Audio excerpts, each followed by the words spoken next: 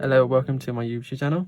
Today we're going to be making this iPhone wallpaper right here. As you can see, all the color switches are going to be in the description below, so please do follow along and I hope you enjoy.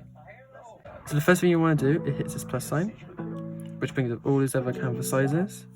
I've made some myself, or there's some other Procreate ones, but what you want to do is hit this plus sign and it will take you to the screen. Now, to be able to make this iPhone wallpaper, we need to get the exact measurements so that when you put it on your phone or if you send it to someone else, it fits perfectly on the iPhone. So the width should be 1125 and the height is 2436. You can leave the DPI as 300 if you want to print it out or do something else with it, but 300 is fine. And you hit create and it should take you here. So the first thing we want to do is create a nice vibrant background for the scene.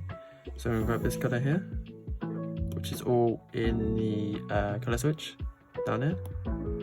Next thing you want to do is select the selection tool, like that. You will make sure it's on rectangle, not freehand, rectangle. And we're going to select color fill. Basically what it's going to do, if we select another color here, give it a selection tool, it's basically going to create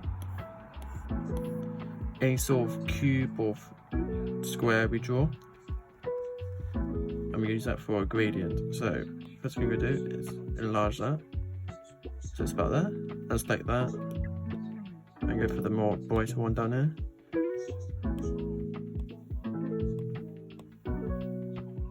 And do that.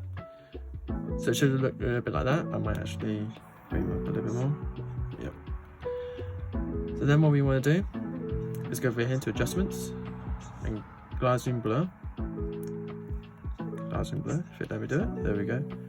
We can blow it until we get this nice sort of gradient. I'll normally run the 55%. You can go lower, you go higher, whatever you want to do. But 55 to, let's go 60. Actually, let's go 60.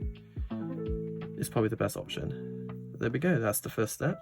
So next up we want to do is actually create the building, like cities or vibe sort of thing. So what we're going to do is select this color here and select the technical pencil, which is in inking. And we're going to set it to about 50. Yeah, it's about a good size. But we're going to select a new layer, which is up here, and we're going to the wrench tool and turn on drawing guide. Go to edit drawing guide. Now when you open your edit drawing guide, it will look something a little bit like this, but because I've used it multiple times, it's always set to what I want it to be, so that's where you want to be at. The opacity low and the thickness kind of low, so you can barely see the drawing guide, because that's not what we're going to use. Instead we're going to use decision drawing. So when you make sure it's not like there, so when you draw, you're just going to draw any straight lines. Just going to give you this building sort of feeling. You can also use the selection tool and just make these big blocks like that, just like that. Do it again, just like that. You've got a building and you can add wires, you can add blocks, wherever you fancy. You can do it completely different to me, or if you want to go off and sort of do your own thing, you're much welcome to. You don't have to follow the exact tutorial. You can also, if you ever feel like the building's too big or you want to get rid of parts but you don't want to use the eraser tool, there's an easy solution. So basically what we gotta do is go back to the selection tool, hit that, make sure it's one rectangle again, but make sure the color fill is off. Make sure it's completely off. Then select a part, so I'm gonna do, let's do this part. Let's do this part here. So there we go. Anything in this area is gonna get rid of. So we can either go up here, hit clear, let's go clear that part, or if you want to be really technical and be really cool, use 3 fingers and do that, and it should just get rid of it completely.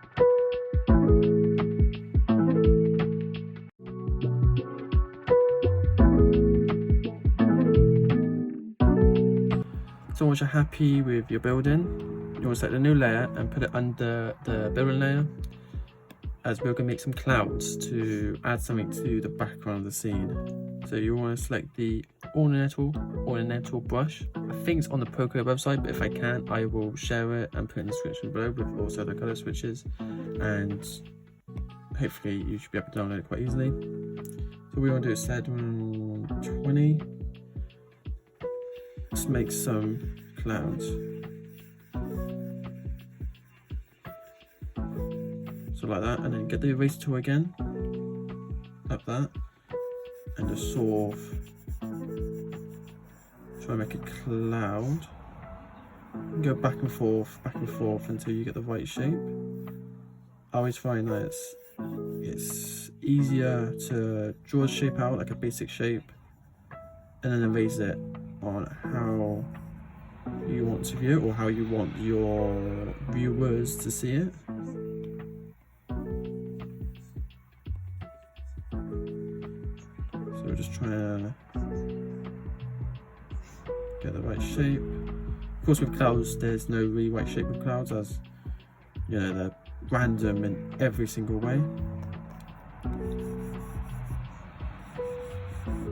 So you see I'm just going back and forward, trying to get the right shape for the cloud. I think that's pretty decent, pretty good. And then what you want to do is keep on going. Don't worry about highlighting it yet or anything like that. Let's just try and get the right shape. Maybe a little more to that one.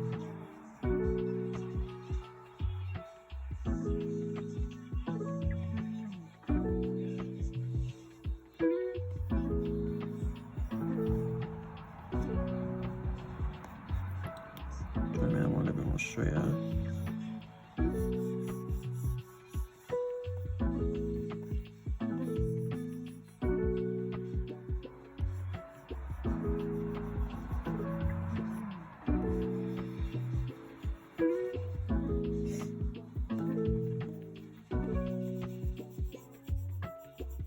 That's kind of cool.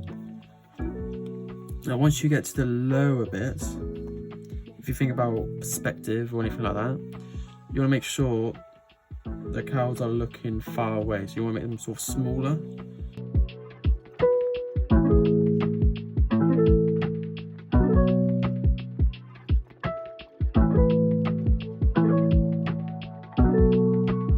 I think that's a good stage. You could also, if you really wanted to, take a step further, maybe enlarge it a little bit, and hit the wrap tool in the selection bit up here, and then just bring it down like this. Not so much that it goes like that and sort of takes the view away from the main part of the building, but you could do that. And it sort of curves down so you sort of look towards the building, but I'm not going to do that in this instance. But if you want to, if it works for you and your sort of illustration, then go ahead and do that. So what we want to do is go to the layer selection, hit the layer and select a clipper mask. Basically now whatever we do inside of these clouds will stay inside the clouds, so it won't go on the building, it won't go on the background, they'll stay inside the clouds. Next we want to do is click this light one and go back to our technical pencil. You can use this with any inking brush, but I'll just find a technical pencil. In fact, not even just a normal technical pencil will do. Set quite to maybe 50. Basically what we're going to do is do a little circle, so you go around a circle like that. Just gaze nice, and then when you go out, lift the pen up a little bit so you got this nice sort of stroke. Like that.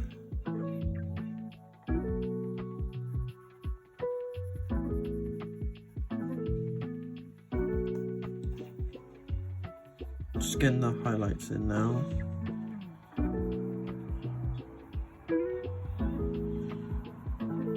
Do little circles and really push hard, and then when you go out, just a little curve. Lift the pen up a little bit so the sensitivity knows what's going on.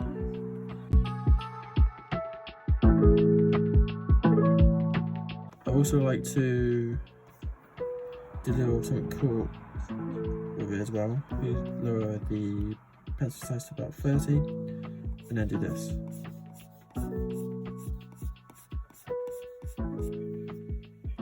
That's just sort of add a little texture to the piece, to the clouds. And it looks quite cool, and it's not very noticeable, but I find it quite cool. The next thing we'll do is add another layer below the highlights there. It's like this darker sort of purplish colour, or more reddish I should say, purple reddish. And then we're going to do the same thing, but instead of curving towards the light, which is up there, we're going to curve away. So we're going to so it's easier if I explain it. So we're going to curve away. Curve away like that.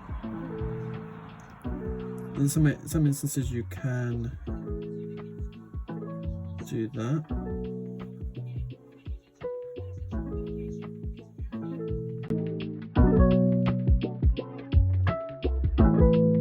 It's kind of cool. Then you can also do what we did with the highlight one.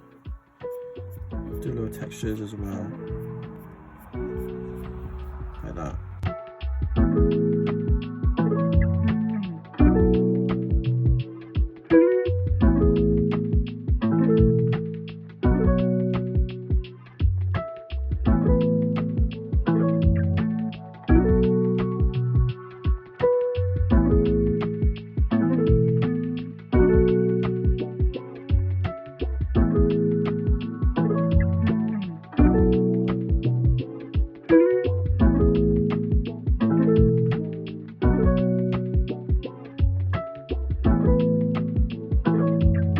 What I like to do is add, so if you go here, so above the highlighter, hit that plus sign, and I'm just going to you'll bring that colour switch all the way up here.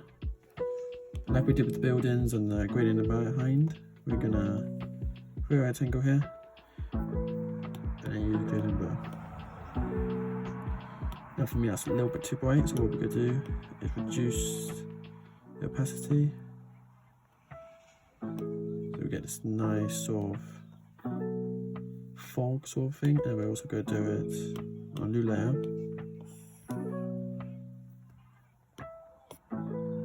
Above the building. We're just do it because I didn't do it last time. Then it goes in blur again. And then set down a little bit more, it's about 20.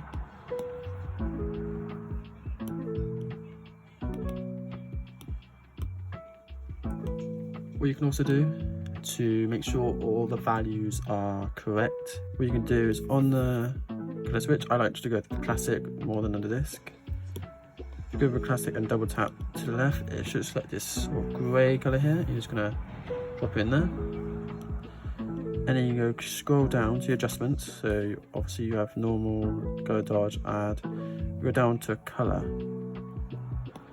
So basically what this does is gets all the values of what's in your sort of canvas, and if any sort of colour is too close to the other colour, the viewer might have a hard time seeing it. So as you can see, the black's actually fine, the gradient is perfectly in the clouds. You can easily see the clouds and the highlights. So that's a way just to make sure the values are the same, because you might add some more, you might have more buildings behind or buildings in front. You could do whatever you want with this. Just make sure the values are not the same, otherwise your viewers and possibly you are going to have a hard time knowing what colour to choose next and seeing what's going on. What I also like to do is that once you're happy with the clouds, you can merge them all together. So you can either hit the layer and hit merge down, or do that. And it merges all the layers into one, and it's easy to manage and make sure it's all there. Then what I also do is create a mask like that, and then deselect it. So you can either select it like that by swiping right, or deselect it. I just want the mask. Put that there, can see all the clouds are gone. Make sure that the layer selected is only the layer mask. Set freeform and drag it down to about there. Now what I'm going to do is add a glisten blur to this again, and glisten blur it. And what that does, maybe do it to about 70. What it does, it slowly reveals the clouds going up, so it sort of looks like they're coming from the sky almost, or coming from like a fog. The next thing you want to do is actually add some wires to this. So another layer with your color picker, or you can have a color pick from the building by just holding it, or you can go back to the color switches, which is here. Get a technical pen, maybe put it as 5. I'm just gonna do some cool wires.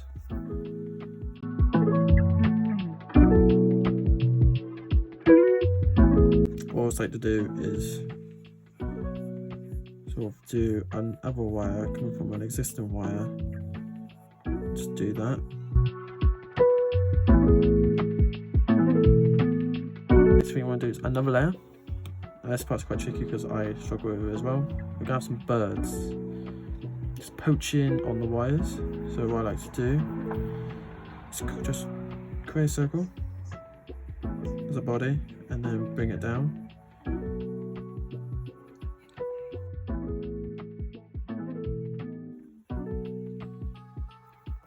And then the mouth is perfect because it's going to be so small, no one's going to see all the sort of tiny details. I think that looks fine. I might get rid of this bit here. Maybe make the tail a little bit shorter, body more round. Yeah, much better. And what I'm going to do is duplicate it. Zoom in if you want to make another little bird, like his partner or something.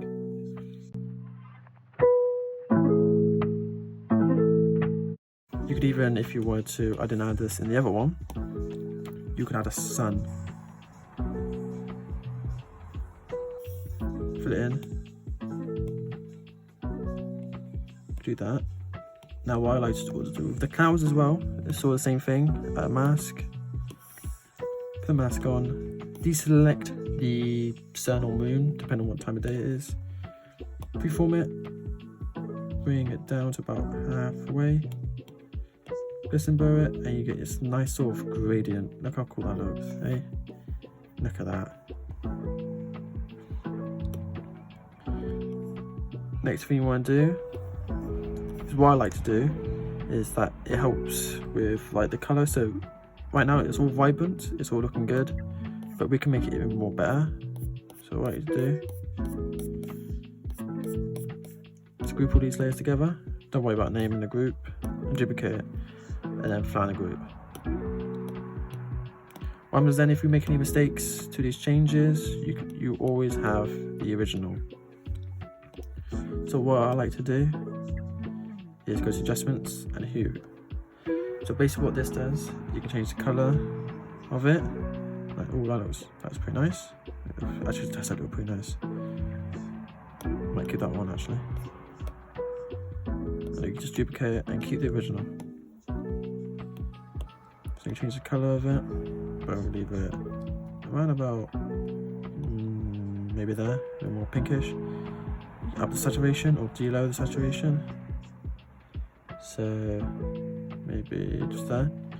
What I've also learned is that if you have the saturation quite high and the brightness quite high, it's not very eye pleasing. It's not very good, and it's not. We don't want that. So basically, I always have a rule: if you go low saturation, you bring the brightness up. If you have a higher saturation, you bring the brightness down just a little bit though, because obviously you don't want it dark. You don't want it like that. So whatever that is. So have it about. Bring it brightness up a little bit. Maybe do the brightness as it is. It's probably fine like that. Yep. So go back to adjustments there. Go to color balance. Sorry. basically just changes the shadows of what you want to. You can go like that, or go more red, go more purple, maybe more like that. Midtones, go more to the right side, go more purple. Highlights, no, I want the highlights, give me the highlights.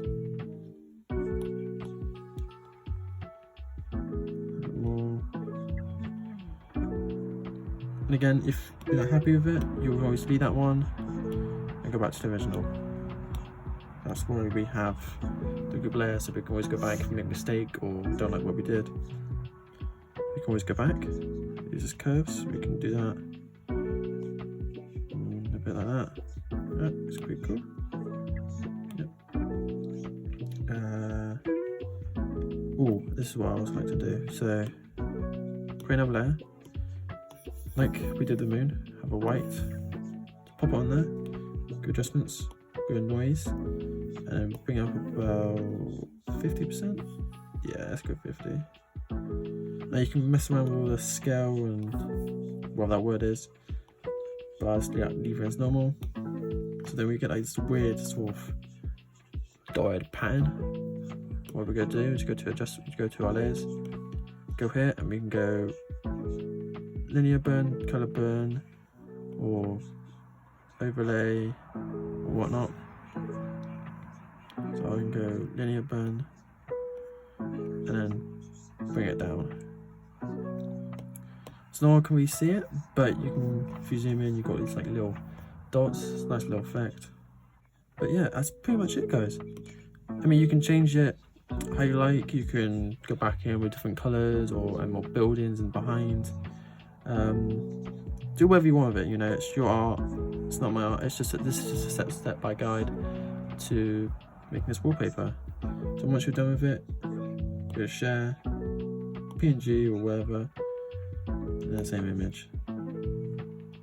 The next time you use this, you can put it on to Instagram or your phone, or share with your friends. But yeah, that's pretty much it, guys. Thank you for joining me. I really enjoyed your time here. Keep drawing, keep having fun, and keep being creative. Thanks, guys. Bye.